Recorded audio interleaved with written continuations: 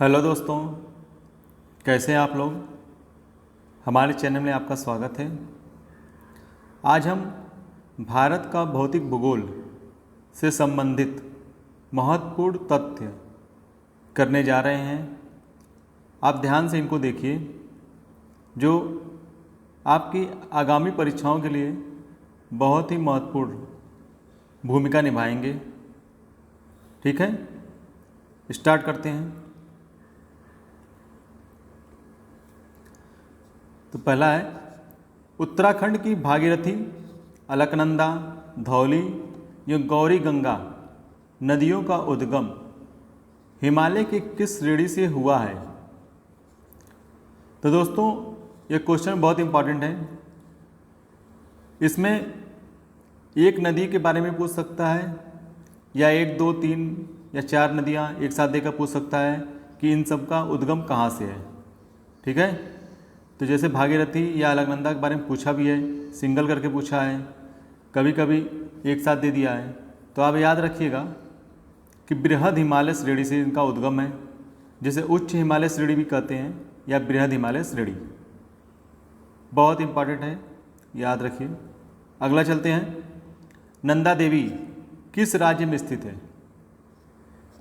नंदा देवी उत्तराखंड में है, और नंदा देवी बायोडाइवर्सिटी के लिए बहुत ही फेमस है और वन्य जीव मंडल भी है। ठीक है, और उत्तराखंड में ही फूलों की घाटी है जो चमोली में स्थित है।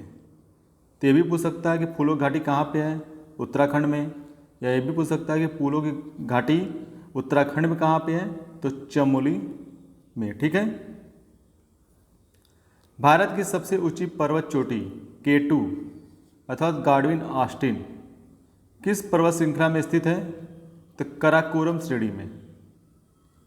कराकोरम श्रेणी भारत का एकदम उत्तरी छोर है, जो पाक अधिकृत कश्मीर में पड़ता है। ठीक है, ये भारत का सर्वोच्च चोटी है। आगे बढ़ते हैं, भारत में स्थित हिमालय की सबसे ऊंची चोटी कौन सी है। तो दोस्तों, हिमालय की सबसे ऊंची चोटी जो भारत में स्थित है वह है कंचनजंगा।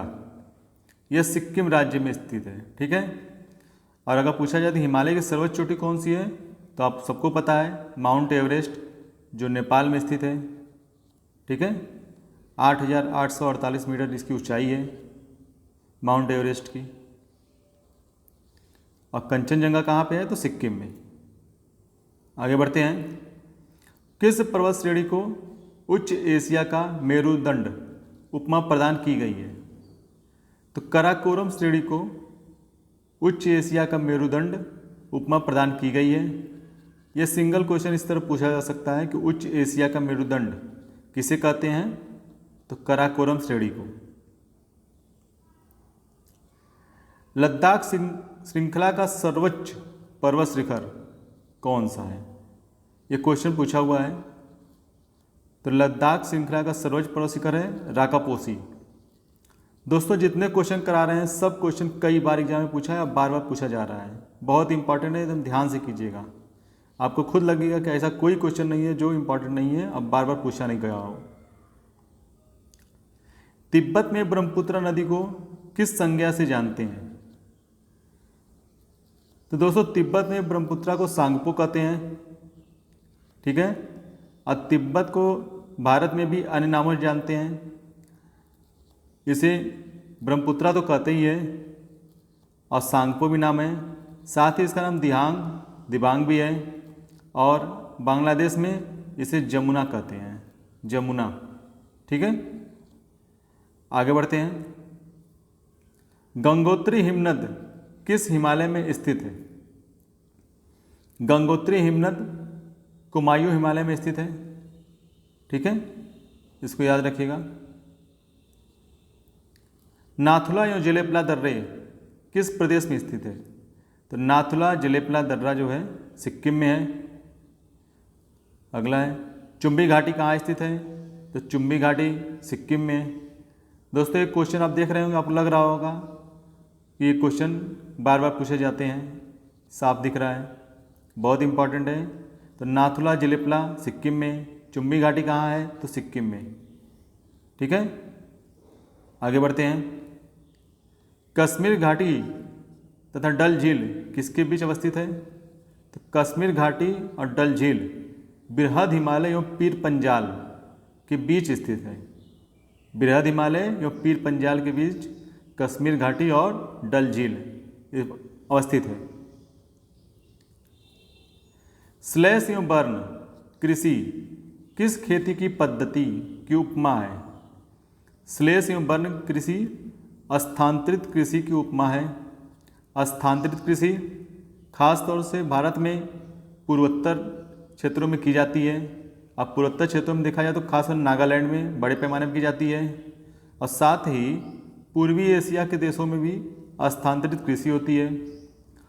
अलग अलग क्षेत्रों में यह अलग अलग नामों से प्रचलित है। दोस्तों, स्थानांतरित कृषि में होता क्या है कि वहाँ के जो स्थानीय लोग हैं या जनजातियाँ हैं, वो जंगलों को साफ कर वहाँ पे खेती करते हैं।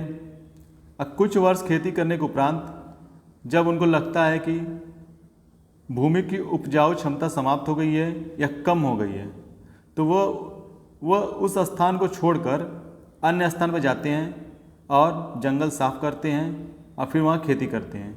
जब वो स्थान अनुत्पादक हो जाता है तो फिर अगले स्थान पर जाते हैं। इसी तरह एक क्रम चलता रहता है। ठीक है दोस्तों, तो स्थानांतरित कृषि क्या है आपको अच्छे से पता होना चाहिए। भारत में कहाँ होता है? तो पूर्वोत्तर क्षेत्रों में, और साथ ही पूर्वी एशिया के देशों में की जाती है। आगे है, लोकटक झील किस घाटी में स्थित है? तो लोकटक झील मणिपुर घाटी में स्थित है। और लोकटक झील पे ही एक उद्यान है जिसका नाम है केबुल लामझाओ। केबुल लामझाओ एकमात्र दुनिया का ऐसा उद्यान है जो तैरता हुआ उद्यान है। और तैरता हुआ उद्यान है ये कहाँ पे है? तो लोकटक झील में। ये याद रखिएगा, कई बार पूछा है कि तैरता हुआ उद्यान कौन सा है? तो केबुल लामझाओ। ये कहाँ पे है? तो लोकटक झील में है। लोकटक झील कहाँ पे है? तो मणिपुर में है। ठीक है, आगे बढ़ते हैं। मोलोसिस बेसिन किस राज्य की संज्ञा है? मोलोसिस बेसिन मिजोरम राज्य की संज्ञा है। ठीक है, फैक्चुअल क्वेश्चन है। आगे बढ़ते हैं। हिमालय का सबसे बड़ा ग्लेशियर कौन सा है? तो हिमालय का सबसे बड़ा ग्लेशियर सियाचिन है। ये सबसे बड़ा पूछ रहा है। आपको पूछ सकता है कि निम्न में से कौन सा हिमालय का सबसे बड़ा ग्लेशियर है? तो उसमें गंगोत्री हो जाएगा, बाल्टोरो हो जाएगा, सियाचिन हो जाएगा। तो आप याद रखिएगा सबसे बड़ा सियाचिन है, गंगोत्री या बाल्टोरो नहीं है। ठीक है, और सियाचिन लगभग 77 किलोमीटर बड़ा है। ठीक है, आगे चलते हैं। कश्मीर तथा काठमांडू घाटी हिमालय के किस भाग में स्थित है? कश्मीर तथा काठमांडू घाटी मध्य तथा महान हिमालय के बीच स्थित है। मध्य तथा महान हिमालय के बीच कश्मीर तथा काठमांडू घाटी स्थित है। आगे बढ़ते हैं। हिमालय का दक्षिणतम तथा नवीनतम विस्तार क्या है? तो शिवालिक है। दोस्तों, हिमालय का जो विस्तार हुआ है 3 क्रम में उसका निर्माण हुआ है। ठीक है, बृहद हिमालय, मध्य हिमालय और शिवालिक। जो सबसे उत्तर का है वो बृहद हिमालय है, जो मध्य का है तो उसको मध्य हिमालय या हिमाचल कहते हैं, और जो दक्षिण का भाग है उसे शिवालिक कहते हैं। तो सबसे नवीनतम है शिवालिक। ठीक है, क्रम पूछ लेगा कि निर्माण क्रम बताइए कि किसका निर्माण किस क्रम में हुआ है। तो अगर बृहद हिमालय, मध्य हिमालय, शिवालिक और गंगा का मैदान, अगर ये 4 है तो 4 इसी क्रम में आएगा। पहले बृहद हिमालय हुआ, फिर मध्य हिमालय हुआ, फिर शिवालिक का निर्माण हुआ, और उसके बाद उत्तर के गंगा का मैदान का निर्माण हुआ। ठीक है, आगे देखते हैं। श्रीनगर को गिलगिट से जोड़ने वाला दर्रा, बहुत इंपॉर्टेंट क्वेश्चन है, बहुत बार पूछा है। सामरिक दृष्टि से भी बहुत महत्वपूर्ण है, क्योंकि चाइना और पाकिस्तान दोनों के लिए यहाँ से सामग्री पहुँचाई जा सकती है सेना की। तो यह बुर्जिल दर्रा है, ठीक है। श्रीनगर को गिलगिट से जोड़ने वाला दर्रा बुर्जिल दर्रा है। ये जानिएगा कि जब भी चाइना और पाकिस्तान से कुछ भी अगर मनमुटाव होता है या तनाव बढ़ता है तो ये दर्रा बार बार पूछा जाता है, ठीक है। बुर्जिल दर्रा। आगे चलते हैं। करेवा क्या है दोस्तों?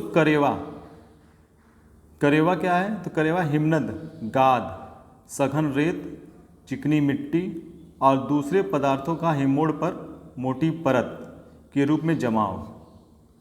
दोस्तों करेवा ही वो मृदा है जिस पर केसर की खेती की जाती है, ठीक है। अब करेवा का निर्माण कैसे होता है? देखिए इसमें हिमनद, गाद, सघन रेत की चिकनी मिट्टी और दूसरे पदार्थों का हिमोड़, ठीक है, ये सब मिला है। अब करेवा पे केसर या जाफरान की खेती की जाती है कश्मीर में। अगला चलते हैं। उत्तराखंड के किस भाग में पाताल तोड़ कुएं पाए जाते हैं? तो पाताल तोड़ कुएं पाए जाते हैं तराई भाग में, ठीक है दोस्तों। आगे चलते हैं। करेवा के लिए हिमालय का कौन सा भाग प्रसिद्ध है? अभी हमने किया ना, करेवा के लिए कश्मीर हिमालय, जहाँ पर जाफरान या केसर की खेती की जाती है। आगे बढ़ते हैं। केसर या जाफरान की खेती किस पर की जाती है? तो करेवा पर।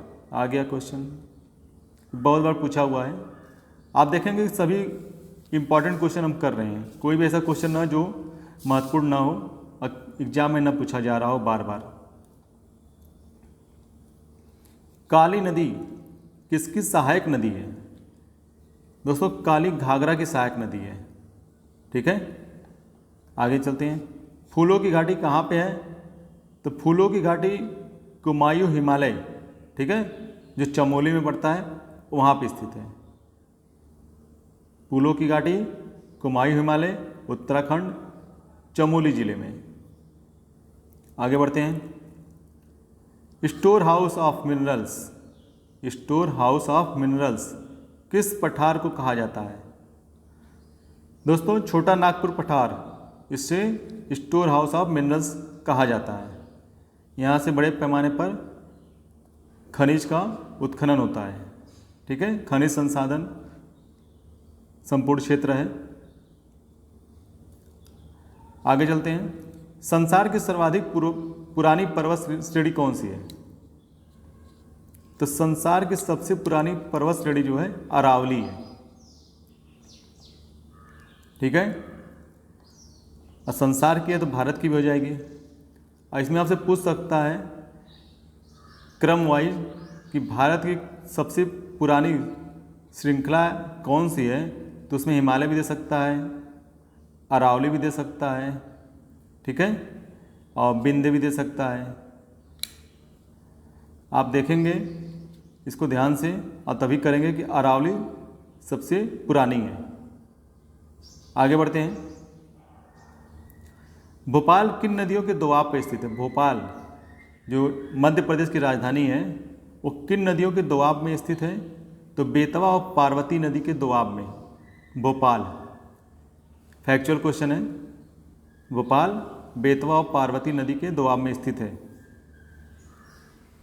धुआंधार प्रपात, धुआंधार जलप्रपात कहाँ स्थित है? तो जबलपुर में, ठीक है दोस्तों। नर्मदा नदी पे स्थित है धुआंधार जलप्रपात, जबलपुर में नर्मदा नदी पे।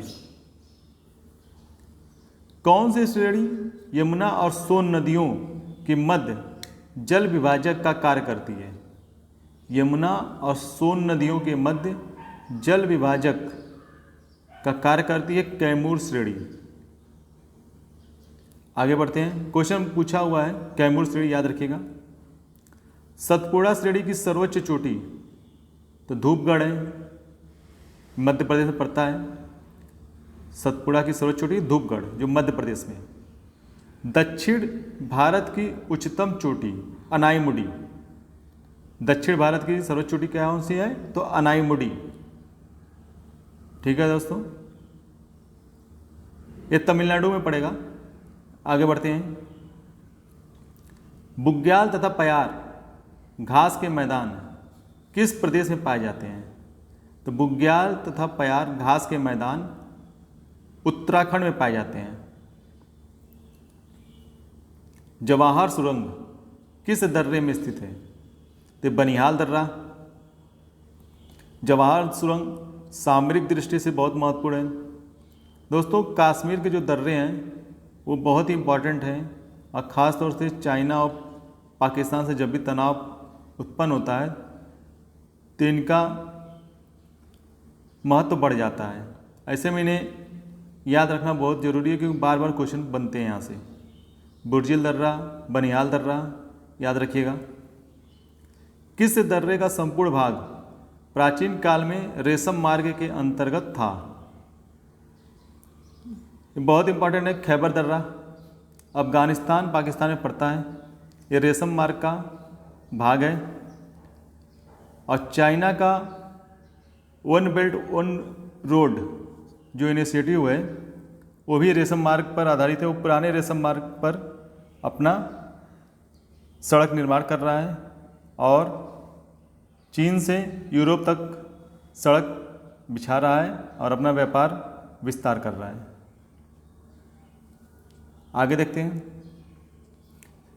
किन श्रेणियों के बीच सिंधु नदी की घाटी विस्तृत है? सिंधु नदी की घाटी पूछ रहा है। सिंधु नदी तिब्बत से निकलती है और जो कश्मीर होते हुए चली जाती है पाकिस्तान में। ठीक है, तो जास्कर और लद्दाख श्रेणी के बीच स्थित है सिंधु नदी। जम्मू कश्मीर मार्ग किस दर्रे से गुजरता है? बनिहाल दर्रा। ये बहुत इंपॉर्टेंट दर्रा है, बनिहाल दर्रा। जम्मू कश्मीर मार्ग बनिहाल दर्रे से गुजरता है। अब बनिहाल दर्रा जब भी बंद हो जाता है तो जम्मू से श्रीनगर का मार्ग अवरुद्ध हो जाता है, संपर्क कट जाता है। ठीक है, तो याद रखिएगा। सेवराय पहाड़ियाँ किस राज्य में है? तो तमिलनाडु में। तो इन दक्षिण भारत में सेवराय पहाड़ियाँ। आगे बढ़ते हैं। कार्डमम पहाड़ियाँ जिन दो राज्यों की सीमाओं पर स्थित है? तो कार्डमम पहाड़ियाँ केरल एवं तमिलनाडु की सीमा पर स्थित है। ये दक्षिणतम पहाड़ियाँ हैं। ठीक है, केरल एवं तमिलनाडु में कार्डमम पहाड़ियाँ, जहाँ इसके नाम पर ही इलायची बहुत बड़े पैमाने पर उत्पन्न होता है और मसालों की खेती की जाती है, कार्डमम। आगे बढ़ते हैं। अमरकंटक के पूर्वी भाग में कौन सा मैदान विस्तृत है? अमरकंटक के पूर्वी भाग में छत्तीसगढ़ का मैदान है। अमरकंटक मध्य प्रदेश में, ठीक है, और उसके पूर्व में छत्तीसगढ़ का मैदान। अमरकंटक का कुछ भाग छत्तीसगढ़ में भी पड़ता है। ठीक है, याद रखिएगा कि अमरकंटक के पूर्वी भाग में कौन सा मैदान है? तो छत्तीसगढ़ का मैदान। भाबर क्षेत्र का निर्माण मुख्यतः किससे हुआ है? भाबर क्षेत्र, तो ये बजरी तथा मिलो जुलो अवसादों से। आगे बढ़ते हैं। बांगर का निर्माण किससे हुआ है? तो बांगर चीका, दोमट और बलुई दोमट से। ठीक है, जो पुरानी जलोढ़ होती है उसे बांगर कहते हैं। पुरानी जलोढ़ को बांगर कहते हैं। आगे बढ़ते हैं। खादर किसे कहते हैं? खादर किसके निक्षेपों से समृद्ध होती है? तो सिल्ट और नए निक्षेपों से। खादर सिल्ट और नए निक्षेपों से निर्मित होती है। कृषि की दृष्टि से सर्वाधिक महत्वपूर्ण कौन सा उत्तरी मैदानी निक्षेप है? तो खादर है, जिसे नवीन जलोढ़ भी कहते हैं। नवीन जलोढ़ को खादर कहते हैं। ठीक है, अब पुरानी जलोढ़ को बांगर कहते हैं। ठीक है, अब भाबर क्षेत्र वो होता है जहाँ नदियाँ पहली बार मैदानी क्षेत्र में प्रवेश करती हैं, तो वहाँ पे बजरी और मिले जो अवसाद होते हैं, जो बड़े पैमाने पे नदियाँ पहाड़ों से नीचे की तरफ लाती हैं, तो वही बजरी और मिले जुले अवसाद होते हैं। तो ये भाबर क्षेत्र है। बांगर क्षेत्र पुरानी जलोढ़ है, जहाँ नदी का पानी या बाढ़ का पानी कभी कभी पहुंचता है, और खादर क्षेत्र है जहां नदी का पानी हमेशा हर वर्ष पहुंचता है, बाढ़ का पानी हर वर्ष पहुंचता है, और ये नए निक्षेप लाती है जिससे मृदा उपजाऊ होती है और खेती की दृष्टि से सर्वाधिक महत्वपूर्ण होती है। याद रखिएगा। तो बांगर, खादर और भाबर, ठीक है, 3 क्षेत्र हैं।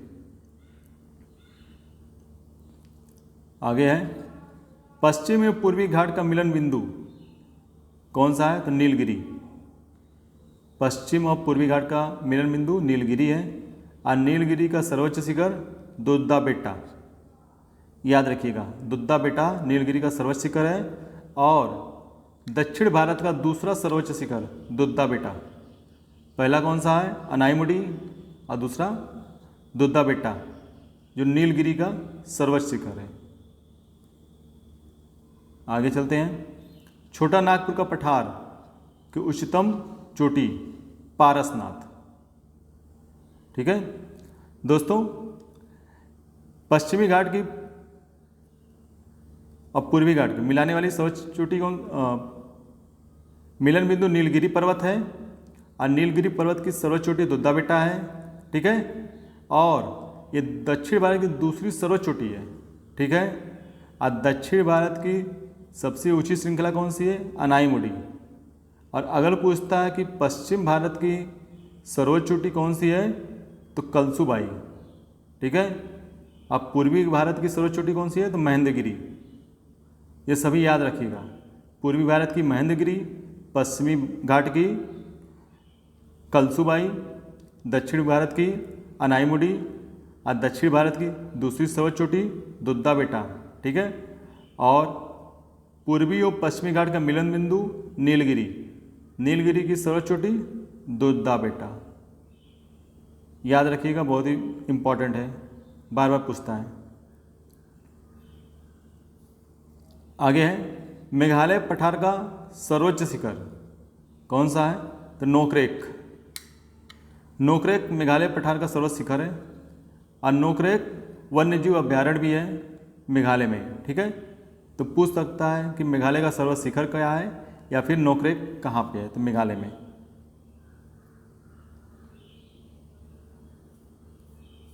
कौन सी पर्वत श्रेणी चंदन के वनों के लिए प्रसिद्ध है? चंदन के वन की बात कर रहा है, तो यह मलयगिरी पर्वत श्रेणी है। आप जानते हैं कर्नाटका क्षेत्र में पाई जाती है, तो मलयगिरी पर्वत श्रेणी चंदन के वनों के लिए प्रसिद्ध है। आगे देखते हैं। नर्मदा नदी किस प्रकार की घाटी में है?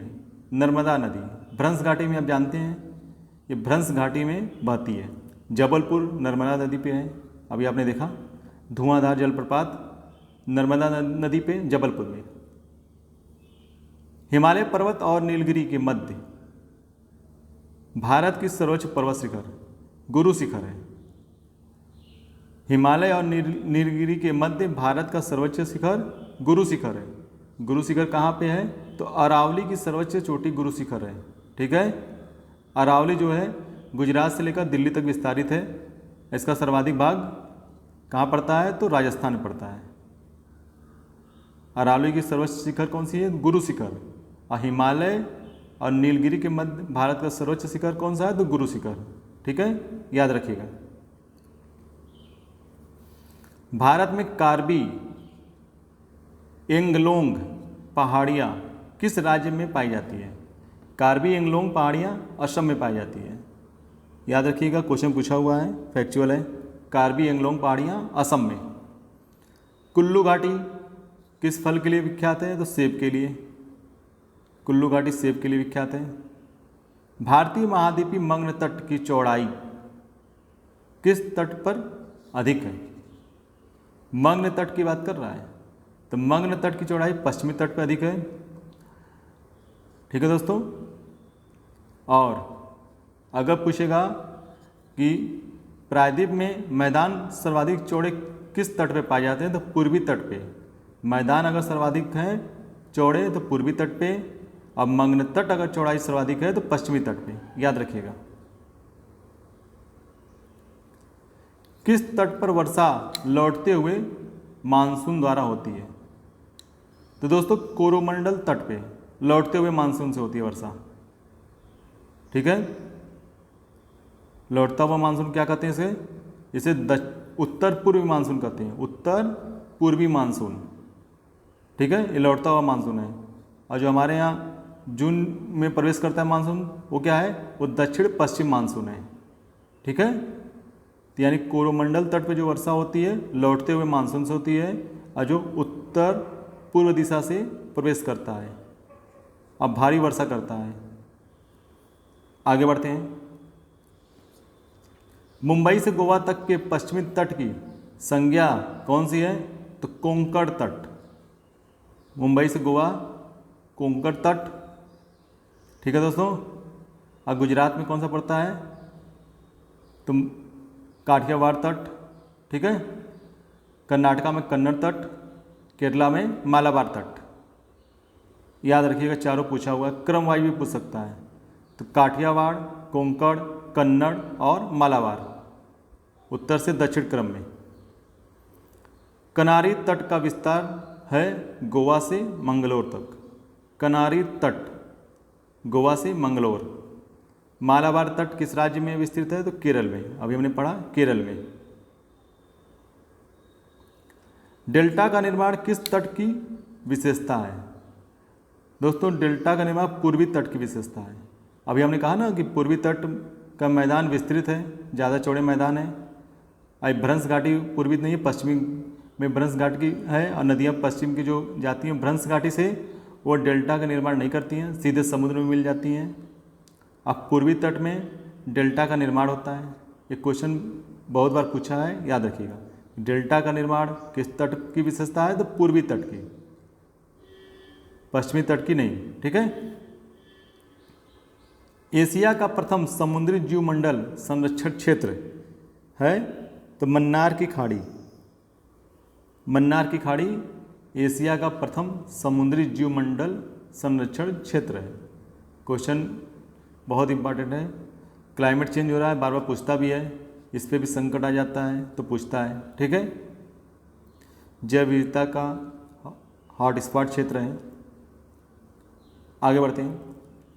चिल्का झील कोलेरू किन दो डेल्टाओं के बीच स्थित है, दोस्तों एक कृष्णा और गोदावरी डेल्टा के बीच स्थित है।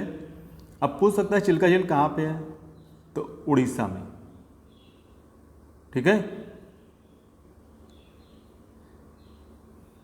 अब कोलेरू झील कहाँ पे है, तो आंध्र प्रदेश में। कोलेरू झील आंध्र प्रदेश में, और चिल्का झील कृष्णा और गोदावरी डेल्टा पे। ज्वारीय पंख भूमि तथा अनेक जीवित एवं मृत खाड़ियों का एक विस्तृत प्रदेश कौन सा, तो कच्छ का रण। ये गुजरात में पड़ता है, कच्छ का रण, याद रखिएगा। एशिया के सबसे खारे जल की लेगून कौन सा है, तो चिल्का झील। चिल्का झील उड़ीसा में, पढ़ा अभी आपने। दक्षिण एशिया का एकमात्र सक्रिय ज्वालामुखी कौन सा है, तो बैरन द्वीप। दोस्तों दक्षिण एशिया का एकमात्र सक्रिय ज्वालामुखी बैरन द्वीप है, और जो भारत का भी एकमात्र सक्रिय ज्वालामुखी है, क्योंकि बैरन द्वीप अंडमान निकोबार द्वीप समूह के उत्तरी छोर पर पाया जाता है, जो भारत का है। ठीक है दोस्तों वीडियो कैसा लगा बताइएगा। अच्छा लगा तो लाइक कीजिएगा, कमेंट कीजिएगा, और दोस्तों इसको अधिक से अधिक शेयर करके सब्सक्राइब कराने की कृपा करें। धन्यवाद।